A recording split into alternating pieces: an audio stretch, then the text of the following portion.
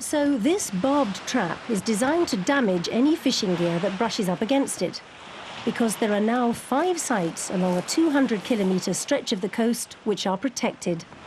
All the wildlife in them, including the fish and the seals, must be left undisturbed.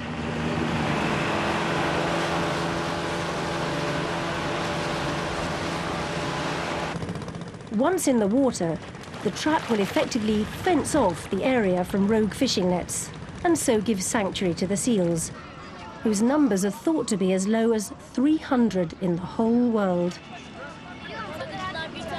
Public education is also part of the project. The seals were once regarded as a nuisance, reducing fish stocks. The aim is to encourage pride in this endangered animal. For Dr. Guju, the no-trawl zone and the caves, which are now off-limits to tourists, at least give the monk seals a chance. He believes that the Mediterranean without them would be a cake without sugar, a rose without any scent. Yes, let's keep the world green and growing. Did you know that 94% of the world's forests are not protected from logging or clearance by any law or treaty?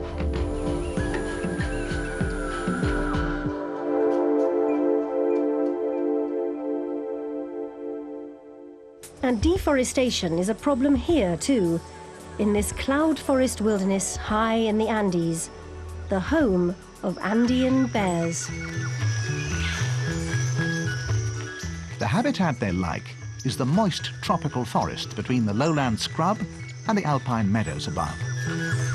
Yet despite a vast range, which stretches from Venezuela through Colombia, Ecuador, Peru and Bolivia, they're listed as vulnerable. This means there's a high risk of their extinction in the medium term.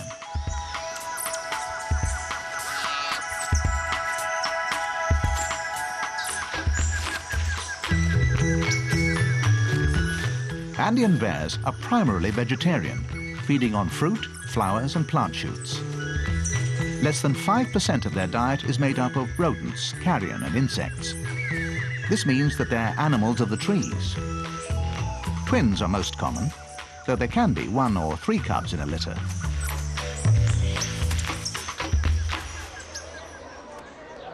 Hunting them is illegal, but poaching continues. And it's now thought there might be less than 3,000 living in the wild. If they're not safe out there, captive breeding is one possible solution. And that's what's going on here. Carol, a keeper at the Jersey Zoo in the British Channel Islands, is spreading porridge around the bears' enclosure. They have to search for their food in the Andean forests, and they have to do the same here. The pair at the zoo, called Wolfgang and Barbara, are given a taste of the porridge, so they'll know what to go looking for. They even lick Carol's fingers clean. Can you look that off, please? There, please. All right, this is why I brought my tissue. Okay, give me a couple of minutes, all right? Good. If the worst should happen to all the bears in the wild, at least some will survive here and in other breeding programs, and they could then be reintroduced. To keep them fit and happy, it's important that the environment they grow up in is as stimulating as their distant mountainous home. The bears love to climb, and so there must be something to climb into.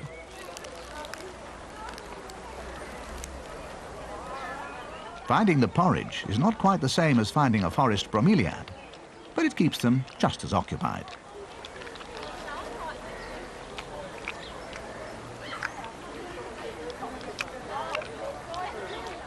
And who knows, there might be insects under this bit of bark, just as there are in the wild. Carol has a whole container of mealworms. But she doesn't just carry it outside and tip the worms into the enclosure. Instead, she painstakingly fills a plastic ball with them. Space is limited in any zoo, and so they can't be exactly like the real thing. But there are numerous rivers up in the Andes. Wading through them is part of a bear's life, and so swimming is also on the agenda.